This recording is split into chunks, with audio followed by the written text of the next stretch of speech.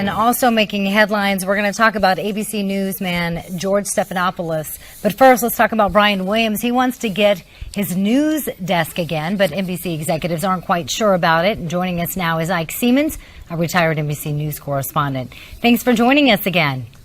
Always a pleasure, Miranda.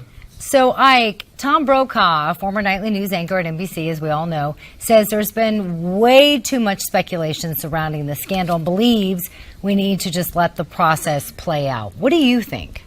Well, I agree with Tom. Tom's an old friend of mine. Our careers started about the same time. We're about the same age. I've known him for many years.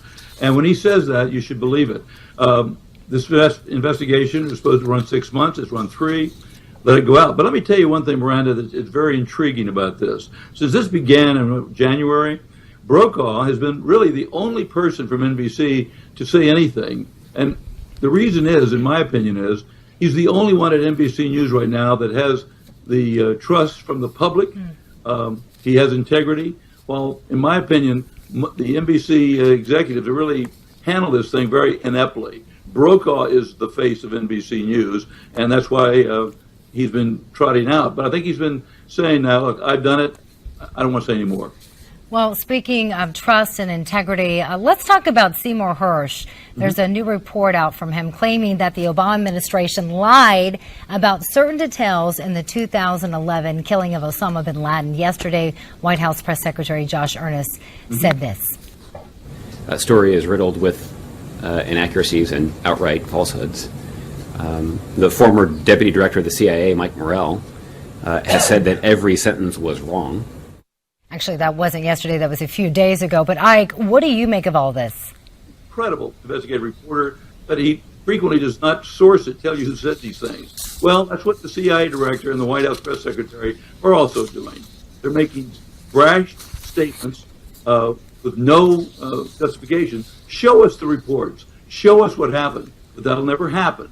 All of the information, as I understand it, every shred of it about the raid on bin Laden is in the CIA under lock and key. And you know what? If my grandchildren see this report 50 years from now, I'll turn over in my grave. So I don't put much stock in the statements that are being made about Hersh. At the same time, Hersh should source his stories better. Right. But you know what? Who's going to attack him when these come out? The people that are involved. Ike, let's also talk about the big story of the day. George Stephanopoulos apologized to viewers on Clinton donations. Now he's saying he will not moderate a Republican presidential debate.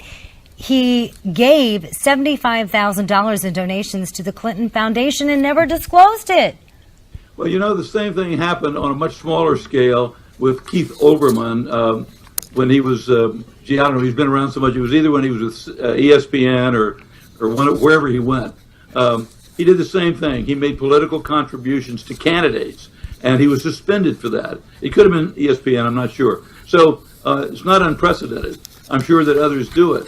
But for a guy like Stephanopoulos to do this, of course, you recall that he was is a Clinton loyalist. When I first met him, he was part of Clinton's staff. He may have been the chief of staff during Clinton's campaign. But should he step down?